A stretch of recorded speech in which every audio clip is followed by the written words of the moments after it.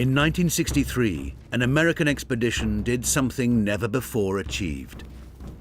They filmed from the summit of Mount Everest. Before them is a sight to lift the heart and bring tears to the eyes. These are the first moving pictures ever taken from the summit of Everest. Narrated by Orson Welles, this film was the first time the world saw the view from its tallest mountain. But these cameras were also capturing something else. The final chapter in the conquest not only of Everest, but all the Himalayas' great peaks. This was the epic era of mountaineering. An era when filmmakers helped turn mountaineering into a global struggle for prestige. There was this sense that there was an international race going on. Nothing was more important than those mountains. Between the 1920s and the 1960s, the highest mountains on Earth became symbols of status and achievement. So kommen im Kampf die Hochgipfel die vornehmsten Mannestugenden zum Einsatz. This was really mountaineering as politics. The largest expeditions ever assembled became displays of national power.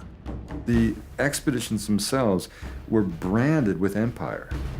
From the beginning, filmmakers risked everything to capture these great spectacles. This was something that nobody had done before, to climb up to those levels and film under extreme conditions.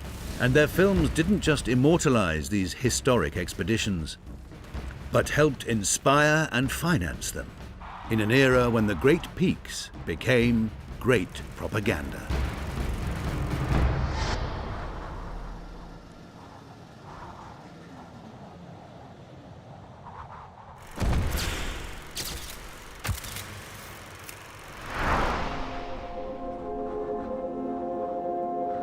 The epic era of mountaineering required an epic stage. The Himalayas, a mountain range on a scale unmatched anywhere. It's a great arc of mountains stretching for over 1,500 miles, all the way from Afghanistan in the west to Burma in the east. It's just on a colossal scale.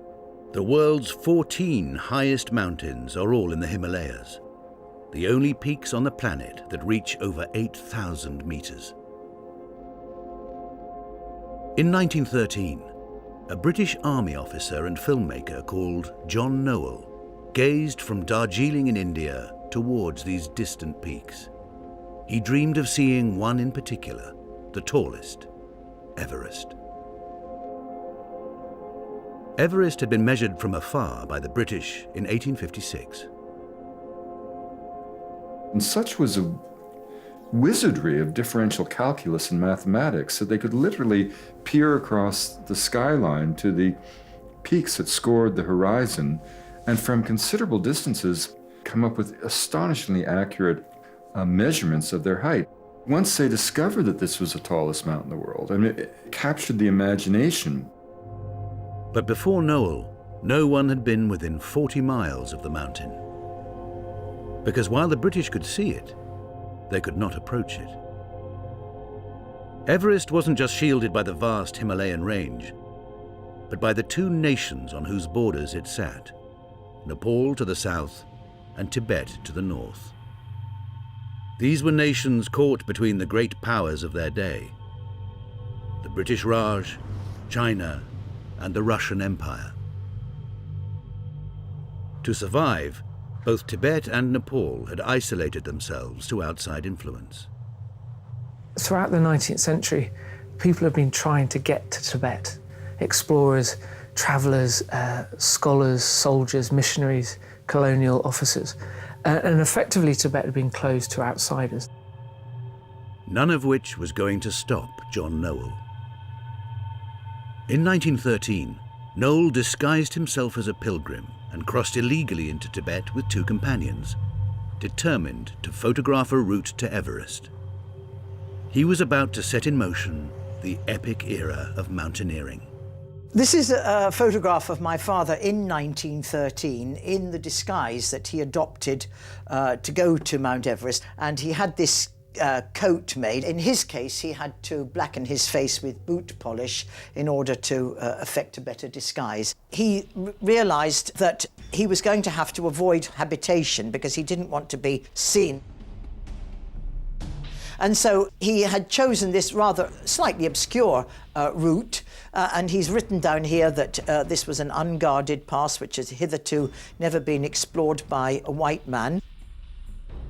It's incredibly courageous, you know. I mean, you read his packing list: disassembled rifles, a revolver, automatic pistols. There's no doubt about it. They knew what kind of welcome they were going to get. Noel's photographs chart an 8-week odyssey.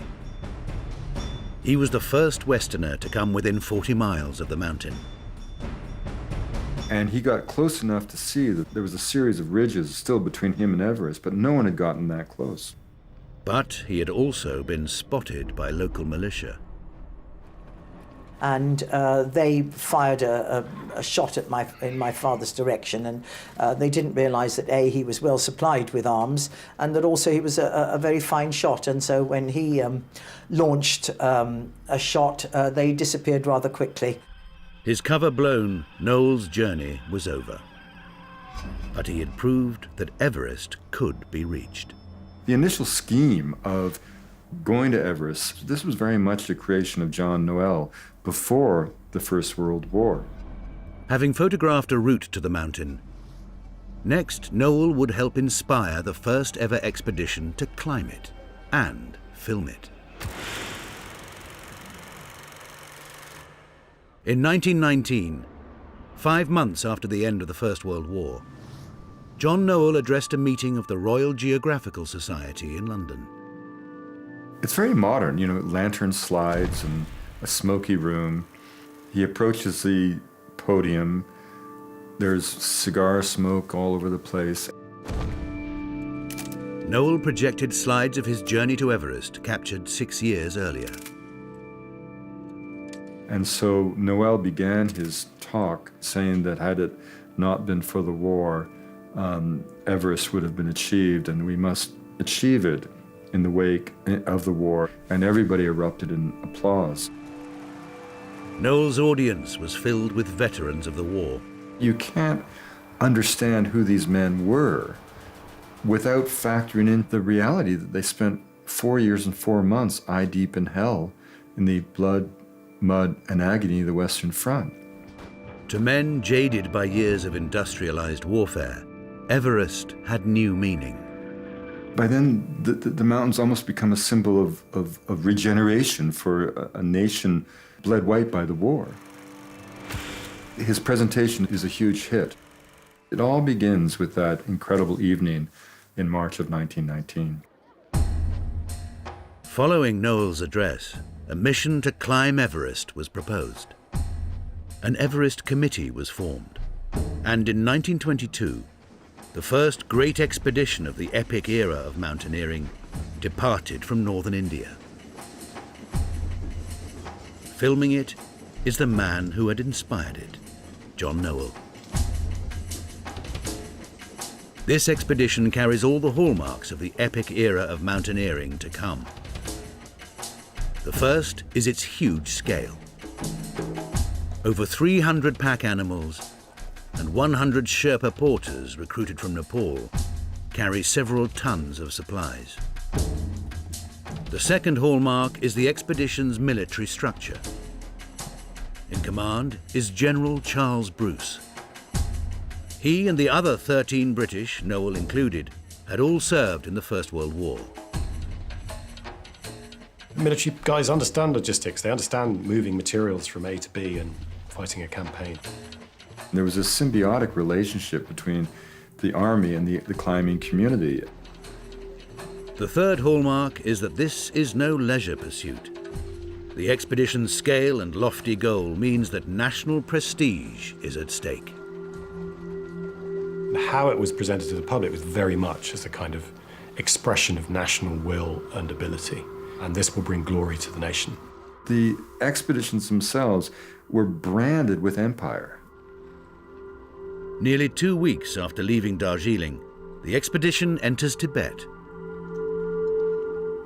Passage to the mountain had been secured in return for British aid in Tibet's simmering conflict with China. The final permission to go into Tibet was part of an arms deal. So Everest was never divorced from the geopolitical ebb and flow of empire. It was always integral to it.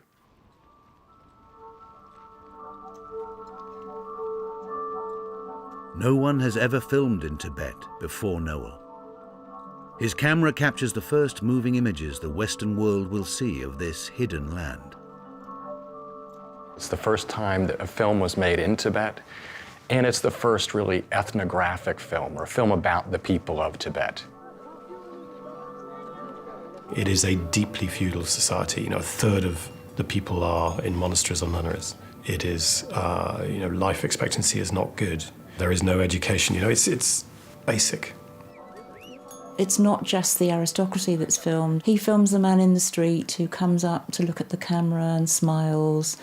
The women out in their tents churning milk who are obviously embarrassed by the camera. I think it's delightful to have captured those kind of images. As the landscape becomes more alien, so does the culture. At the final monastery before the mountain, Noel films a religious festival. Dancers wear suits of human bones and play drums of human skin. Most of Noel's film of this expedition is of the journey through Tibet and its culture.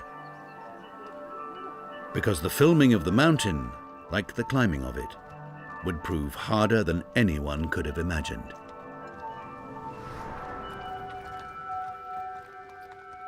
It was the moonshot of the 1920s. They were going somewhere. They didn't even know whether they could survive there. They didn't know whether they could breathe. It was just so beyond ordinary human experience.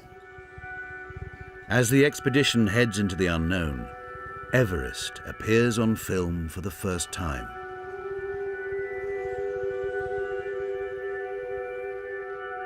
Base camp is established at nearly 5,500 meters. Above even the tallest peak of Europe, Noel sets up the world's highest ever photographic laboratory. He has a tent for developing his films that he sets up by the side of a glacial stream. His film and negative are sort of cracking, brittle in the frozen temperatures. It was a nightmarish proposition because, the developers would freeze in the cold, dust would enter the tent and ruin emulsions. He sets up a wee little stove fueled by yak dung to try and dry out his negatives. He was a truly original photographer and filmmaker. Nothing escaped his imagination. Fighting altitude sickness, Noel shoots and processes 10,000 feet of film. 2 attempts are made on the summit. Noel can only film them disappearing up the vast slopes. Out of his camera's range, each party sets new altitude records. But these are conditions no man has before experienced. Noel films the 2 defeated teams returning. Basically, the camp is too low. They give it a good try, but they are just not in the right place with the right stuff at the right time.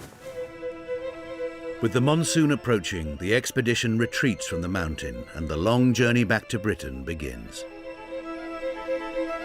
In London, Noel's film accompanied the climbers' lecture tour and was not widely seen. Everest remained unclimbed, but the expedition hadn't been for nothing. In many ways, it was a good first attempt. You talk about failure, well, they didn't do it, but they learned a great deal. The mountain hadn't been climbed, but there was a strong sense that we've got to go back. Noel shared the climbers' desire to return to the mountain. But a return expedition was in doubt. The first expedition had cost a colossal £12,500, over £600,000 today. The Everest Committee could not raise that sum again quickly. But Noel had a radical solution in mind. He would form a film company, find investors, and fund the next expedition himself. In exchange for all film rights, he will give the Everest Committee £8,000, and in doing so, also relieve them of the obligation of paying for the photographic work, which is essentially another contribution of £2,000, so £10,000. I mean, that's entrepreneurial brilliance. And it saves the RGS's bacon, because, they need the cash. This is very expensive. It puts them back in the field. The same filmmaker who had inspired the first ever Everest expedition was now single-handedly financing the second.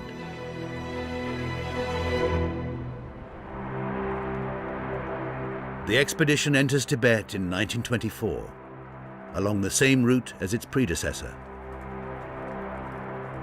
Expectations are high, not just among the climbers, but the British public. If you look at the amount of coverage in the Times and the newspapers, it's really remarkable. Given everything else that was going on in the world, there was a total expectation of success. At base camp, Noel shoots a portrait of the climbers. He was actually quite aware that many of the climbers didn't really want a filmmaker on the expedition. So actually Noel is quite discreet. He's sensitive to the explorers' needs. One figure finds his way to the centre of the lineup. This is George Mallory, second in command of the expedition and the finest British climber of the age. Mallory famously said, "This isn't Hollywood, why do we need a filmmaker?" Filming was seen as kind of an unnecessary vulgarity. They didn't want a cameraman interfering with the climbers. What the climbers did not know was that Noel's film was going to change the course of mountaineering history. As the expedition prepares for the climb, Noel begins putting into practice the lessons learned from 1922. He realized that there was no way you could develop film on the mountain, so he did the extraordinary. He bought land in Darjeeling, he built a photographic studio, and he arranged a relay system. So he's sending back his film on sort of runners and on yaks to have this footage developed and processed. Without having to develop overnight, now Noel can concentrate exclusively on his cinematography. He uses coloured tinting to create atmosphere as the men struggle across jagged glacial ice. I really think he has captured the enormity of it, the desolation. I think with the tinting, it's given us a very good impression of the temperature. I can feel it, chilly. There's artistry in this film. It's shots of high-speed winds on the ridges of mountains catching the clouds. There are shots of sunlight moving across the surface of glaciers that are just magic to watch. Noel has with him 14 cameras. Here he demonstrates his primary cine camera. It features several of his own innovations. Electric motors allow both time-lapse and slow motion. Rubber casing prevents freezing. Adjustments reduce static electricity that can damage the film. If you look at his film technique itself, he pioneered in so many ways. His use of lenses, his use of slow motion, his use of aperture. All of these techniques that hadn't yet been used, certainly not in the Himalayas. Perhaps the greatest feat of filmmaking of its day was about to unfold. Noel climbs with his cameras to around 6,700 meters, the third of 6 camps, and the limit of his endurance. Here he locates a ridge to film the final summit teams. That's my father with one of his porters looking for a suitable place to position the cameras. No one has ever filmed before at these altitudes. He said on occasions he was so cold and so numb that he couldn't even think, let alone try and manipulate the cameras. Noel switches to his customized telephoto lens. What all of Britain hopes will be the ascent of Everest is about to begin. 2 climbers, Somerville and Norton, depart with their porters to the higher camps for the first summit attempt. At nearly 2 miles distant, no one has ever filmed at this range before. As the climbers recede into distant specks, Everest moves to center stage. And the star of the film is the mountain. This kind of elemental colossus that's constantly just outside the tent. I mean, that's the great brilliance of this film, is that you begin to understand the scale of the objective. And you're an increasingly weak and ill and uncertain creature in front of it. Norton and Somerville return 2 days later, lucky to be alive. Snow-blind and in agony, Norton is carried to his tent. Now the final assault begins.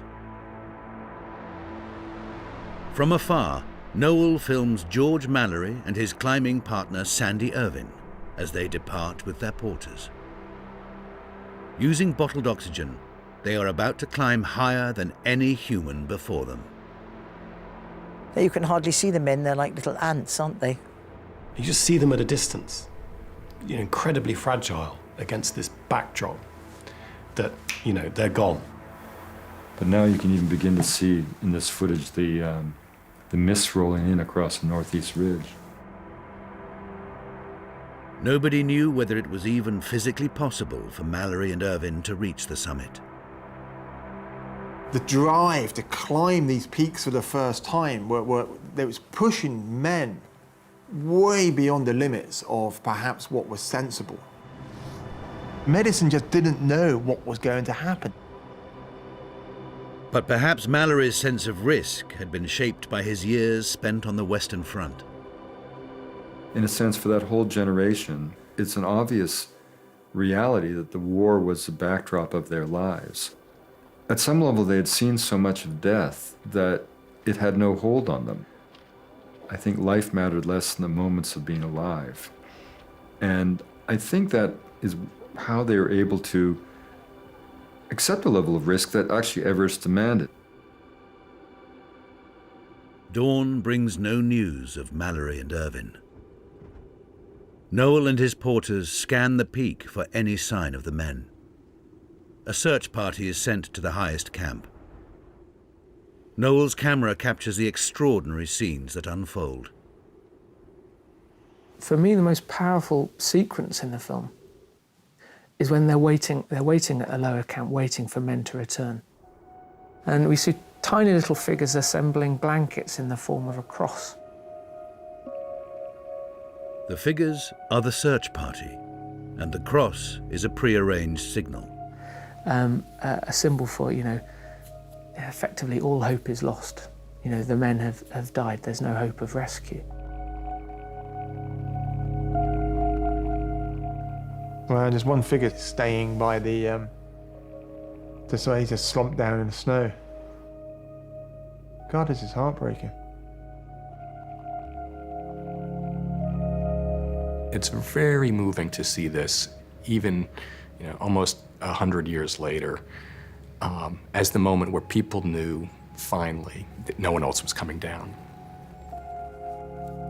It must have been a crushing blow for Noel behind the camera, who'd invested this money in taking a film of this expedition, and all of a sudden he's behind the camera thinking, oh no, tragedy's happened. Noel then films Sherpas laying out a responding message to the search party above. So it's 6 blankets laid in 3s, rows of blankets. The message, abandon all hope, come on down. And it's like they're laying out bodies in the snow, these blankets. It's beautiful, it's moving, it's terrible. Mallory's body was found in 1999. Irvine's remains on the mountain. It's unknown whether they reached the summit.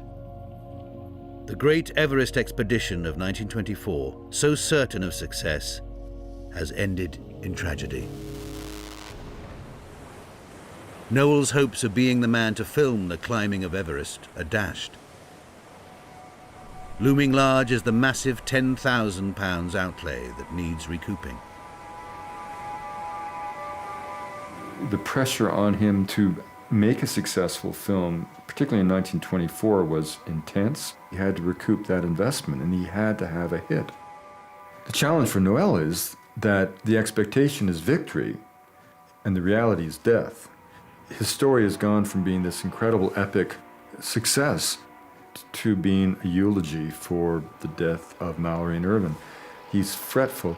Is it going to be successful?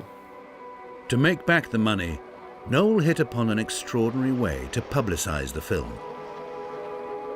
He comes up with a scheme to get 7 monks to come out and accompany the film at its opening. Here you have Tibetan monks who look glorious, playing tunes on human thigh bones. How could you not want to see that? The so-called dancing llamas that accompanied Noel's film were the talk of Britain. But news of this stunt, together with some of the scenes depicted in the film, was not received well in Tibet. The Tibetans are furious. These monks have been reduced in their mind to a carnival show. The religion's been insulted. This affair of the dancing llamas so offended the Tibetans that they refused any permission for future expeditions into Tibet. Thanks to Noel's film and its publicity, the British would be denied further access to Everest for nearly a decade.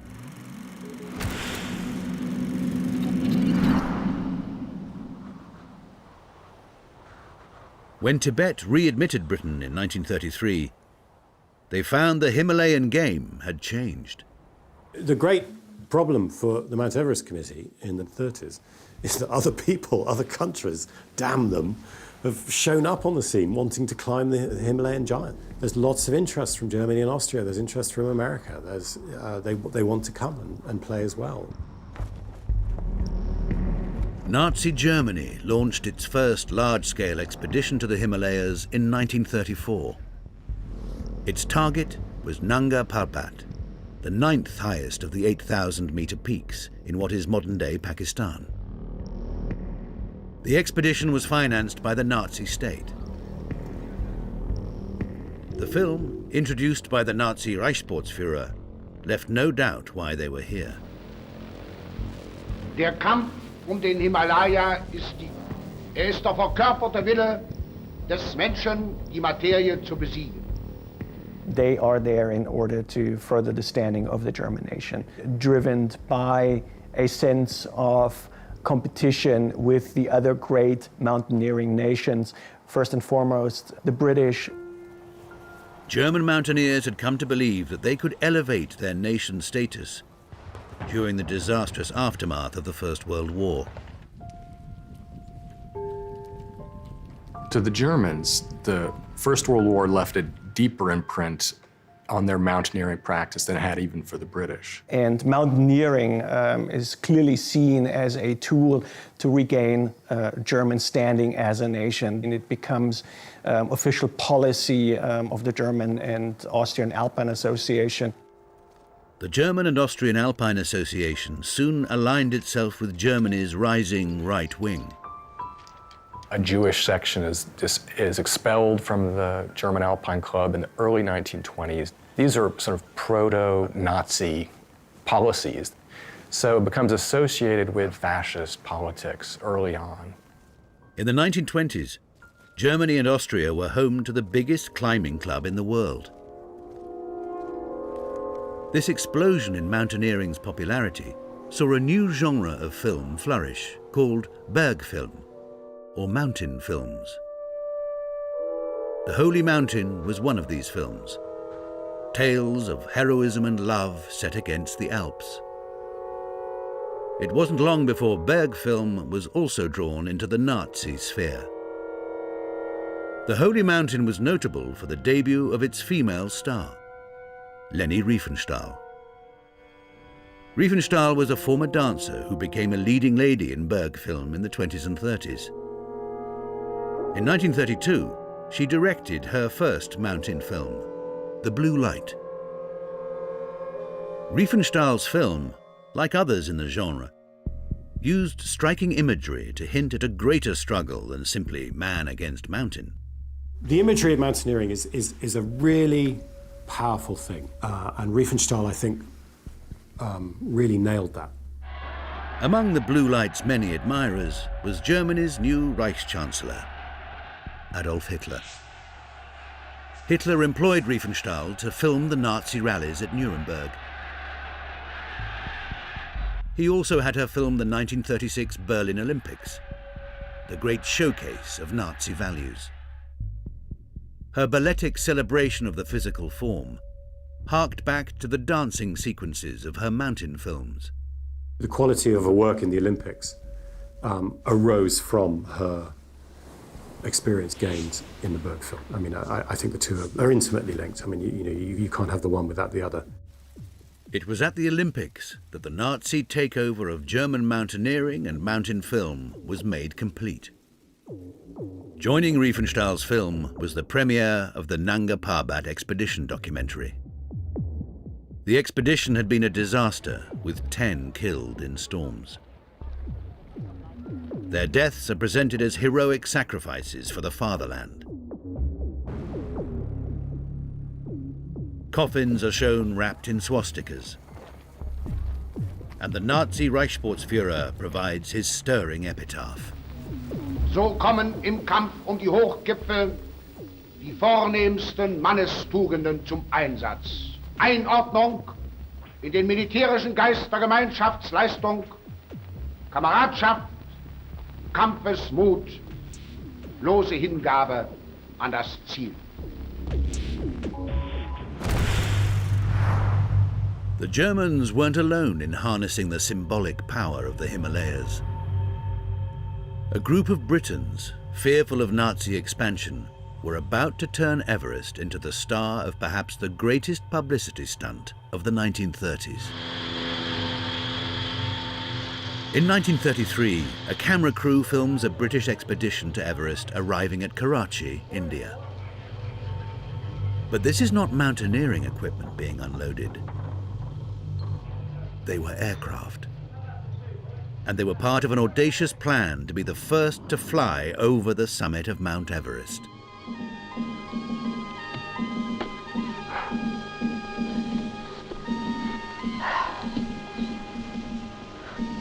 The absolute crest, the pinnacle of the world. The last mystery, Blacker. Well, do realize you could put Everest on the map in 3 hours.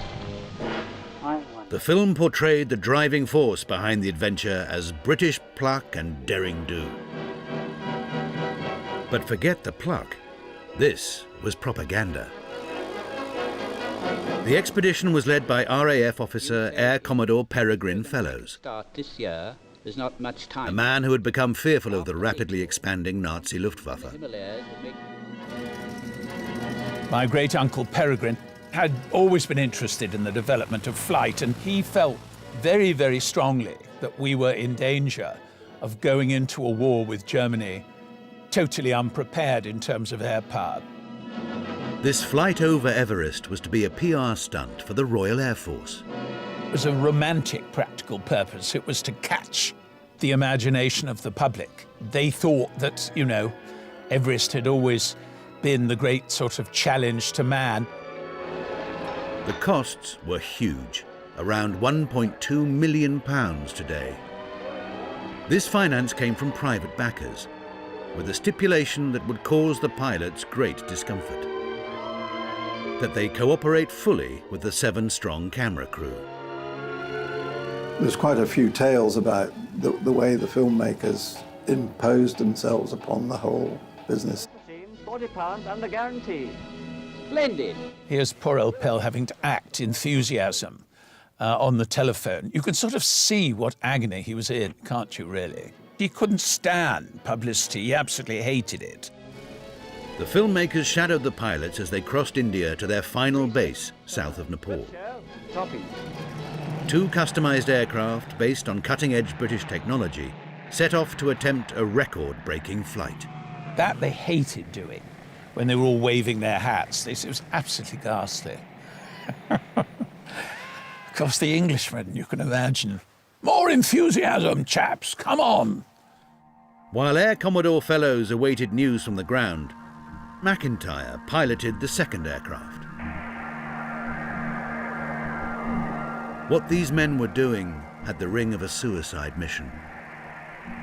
To save weight, they would not be carrying parachutes.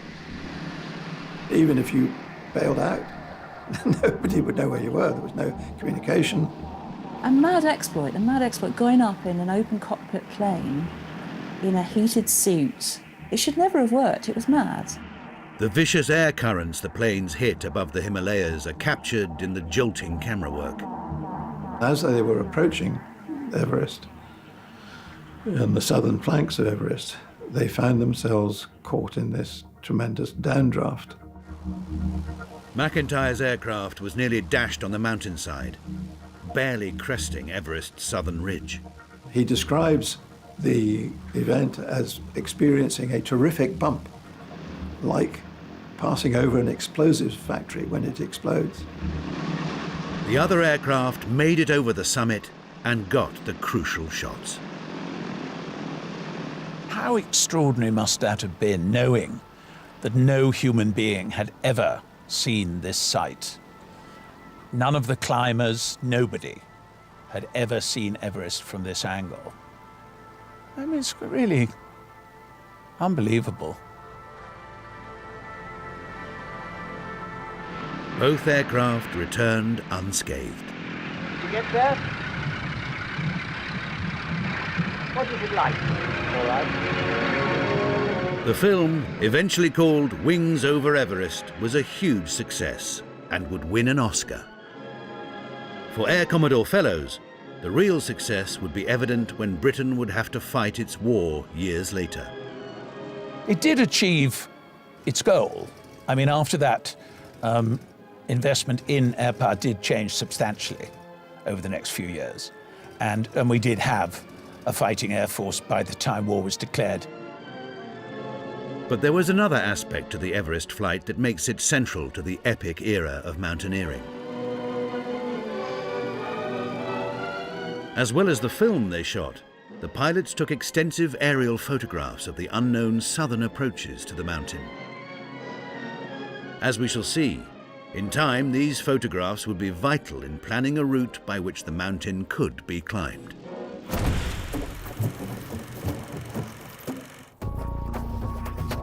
For the rest of the 1930s, however, while Britain had captured Everest from the air, it could not conquer it from the ground. Expeditions to Everest in 1933 and 1936 ended in failure. These were smaller affairs than the great expeditions of the 1920s. Neither had official cameramen. Interest at home was fading. The Germans returned twice more to Nanga Parbat. Even with Luftwaffe supply drops, these expeditions also failed. But the films made of them continued to serve Nazi propaganda. In 1938, a final pre-war British expedition to Everest joined the other British efforts of the decade in failure. These were all truly dreadful failures, long forgotten and overlooked expeditions, but in a way they had become symbols of the impotence of England and Britain on the eve of Hitler's war. As war broke out, Everest and the Himalayas' other 8,000-meter peaks remained unclimbed. Europe's climbing elite was drafted into specialist mountain units to fight from the Alps to the Caucasus.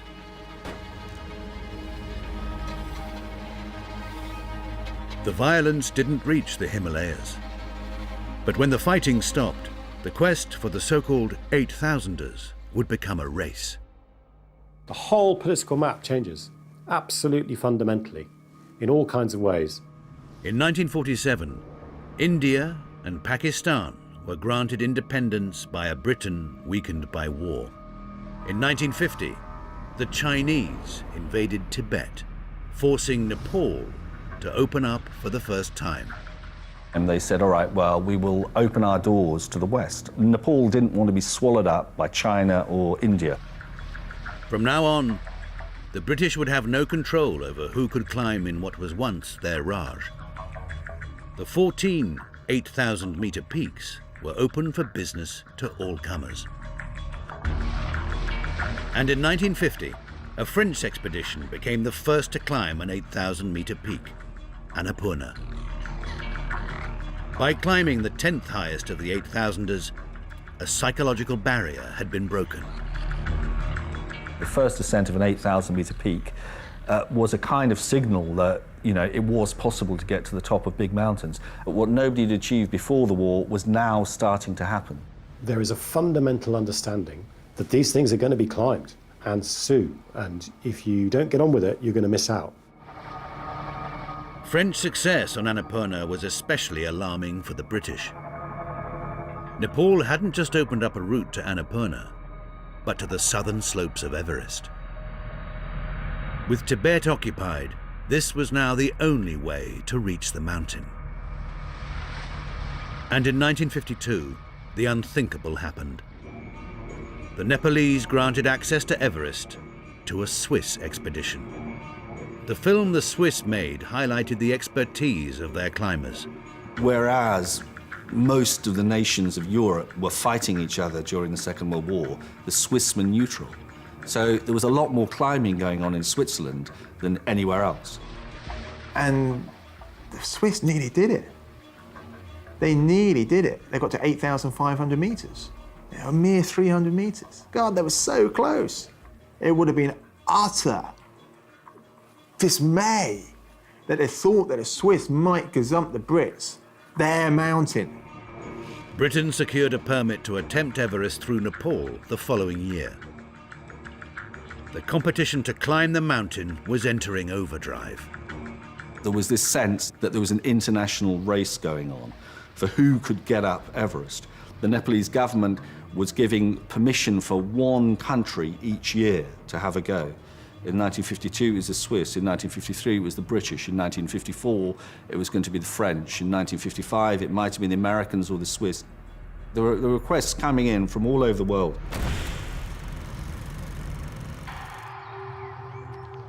As the British planned their 1953 expedition, they knew it was now or never.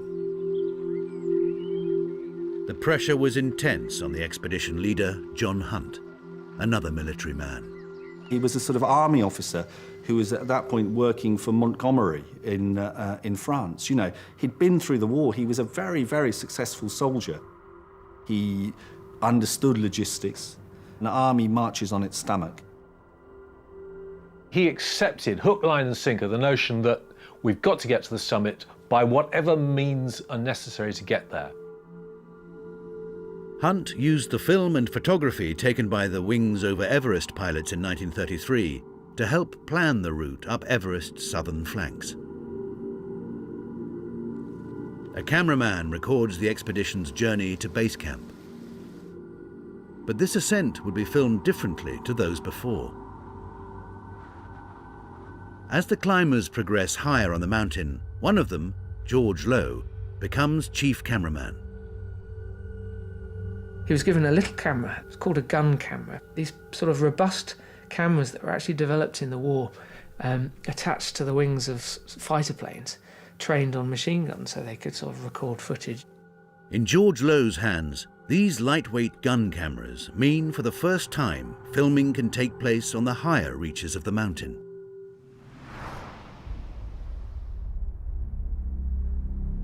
At around 7,500 meters up, the expedition meets its greatest challenge, the Lhotse face, a 1,200-meter slope of ice.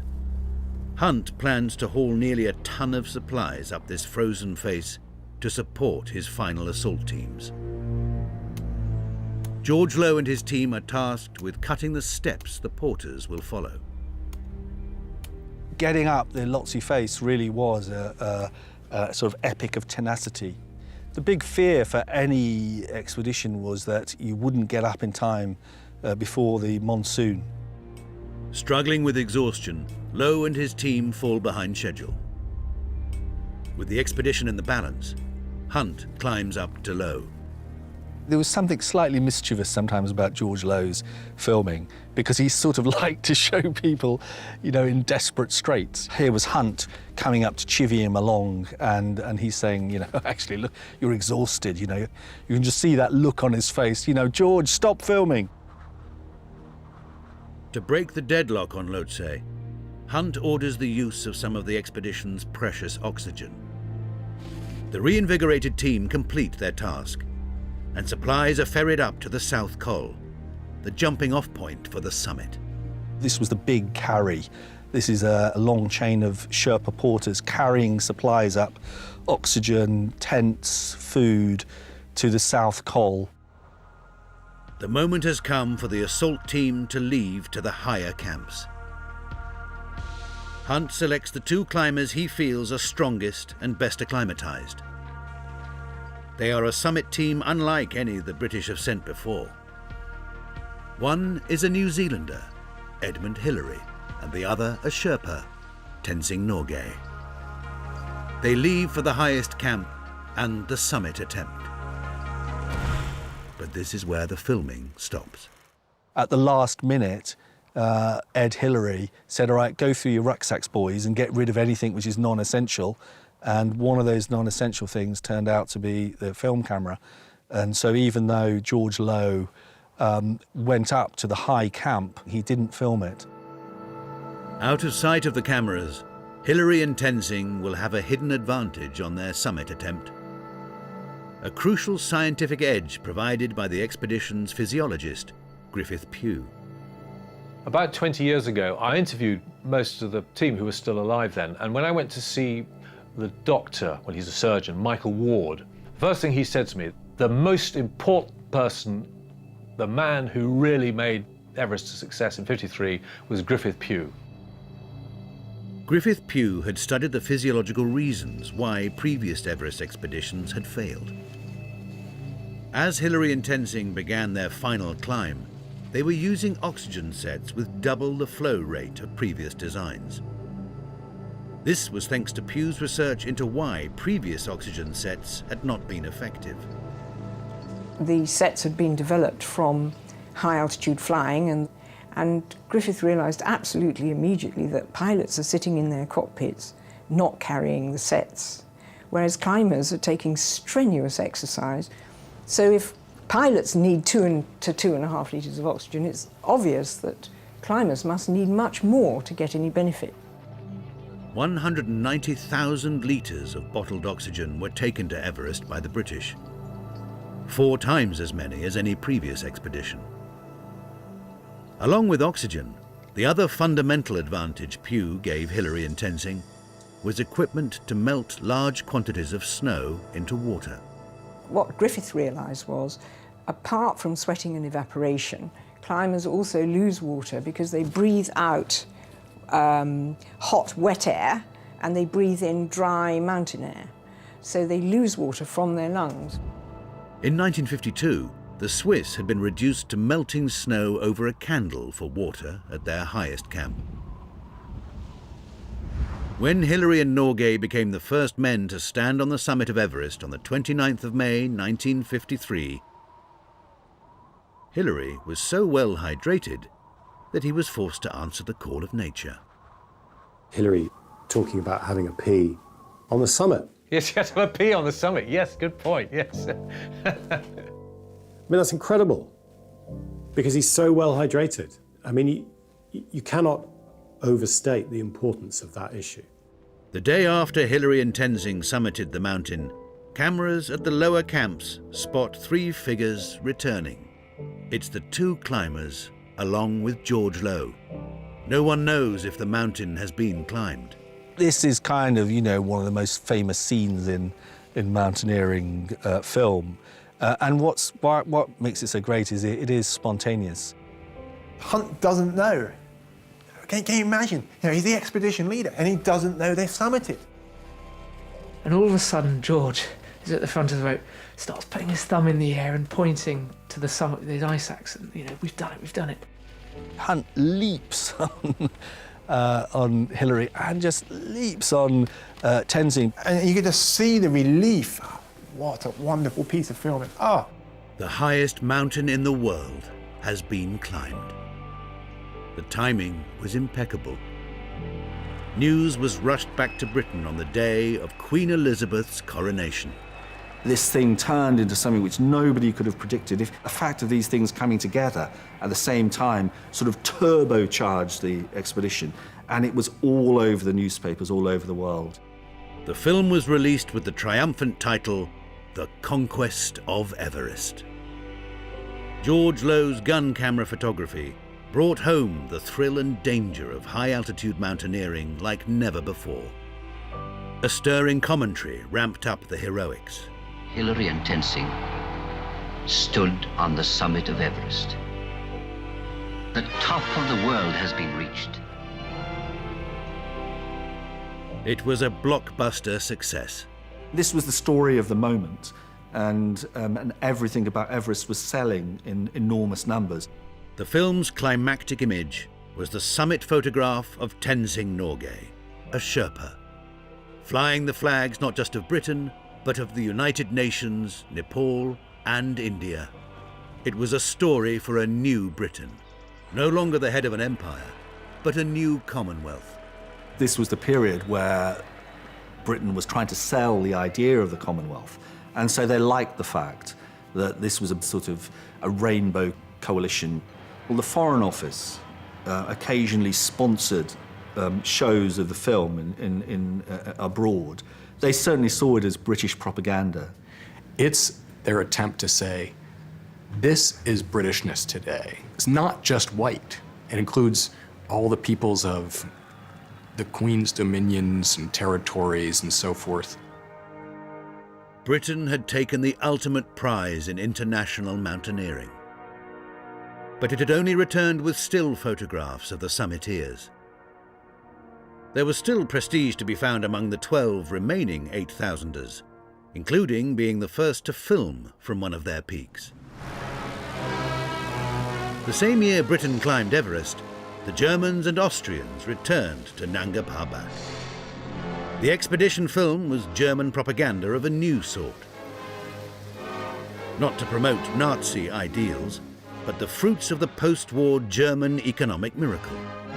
It depicts tents made by Deuter, it depicts Löwenbräu beer, it depicts communications devices by Telefunken, and so on. A strategy that nowadays is very common, and that's called product placement. The flag the Germans took with them to the summit was the flag of Pakistan. But it wasn't the German flag, and it was not the Austrian flag, so a clear dissociation from previous nationalistically tainted events. As the climbers leave for their summit attempt, like the British on Everest, the cameras can go no higher. This wasn't going to stop the filmmakers from visualizing the climb's finale. When it came to making the movie, they did something which nobody else had done, which is they reconstructed it.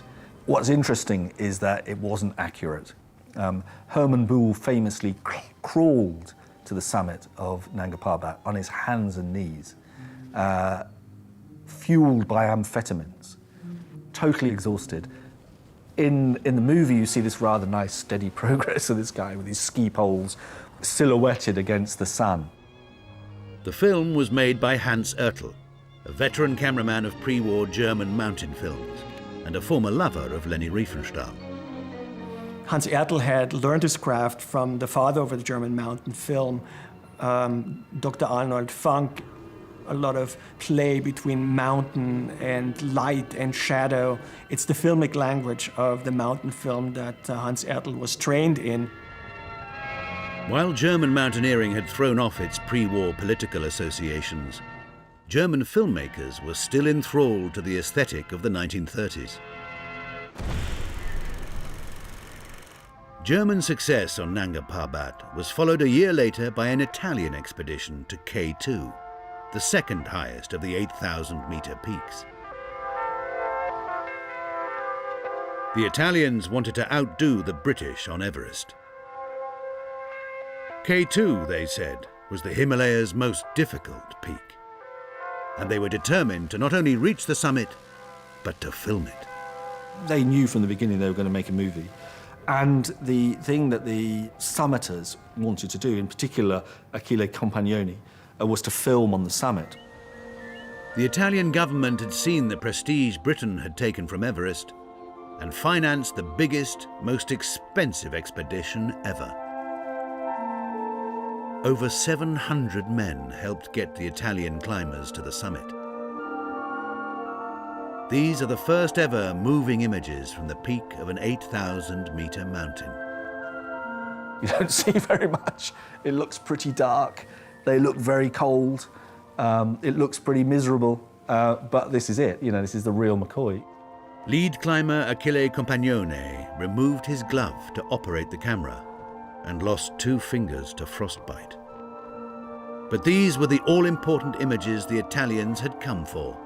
When the film was sold, this was very much part of it.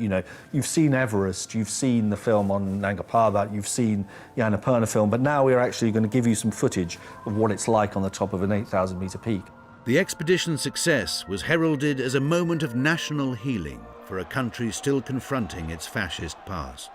The welcome the Italians got as they came off the boat, having climbed K2, was just staggering. I mean, here was something that was spirited and joyful with a little bit of danger, and they were leading the world, and that meant a great deal, I think. After Everest and K2, the floodgates opened in the Himalayas. Improved technology and physiology meant that by the end of the 1950s, all but one of the 14 8,000-metre peaks had been climbed. And in 1963, the Americans did what the British could not: brought back film from the summit of the highest, Everest. The cameras followed an historic traverse of the mountain, ascending one route and descending another. But for the superpowers, mountaineering's prestige was fading.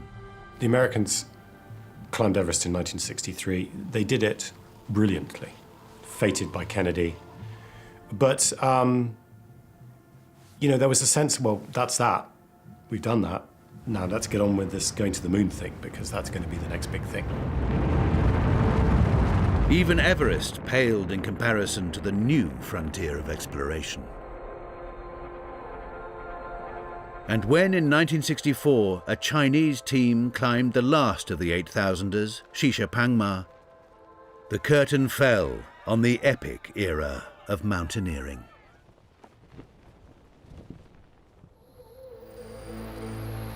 Today, more people climb mountains than ever.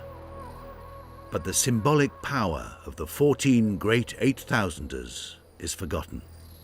The difference between modern mountaineering and the mountaineering from the 20s to the end of the 1950s, early 60s, is that in those days it was a national event. People were able to get funding to go to big mountains by saying, this is all about our country, planting our flag on the top. They were seen in this bigger nationalistic context. That has gone now.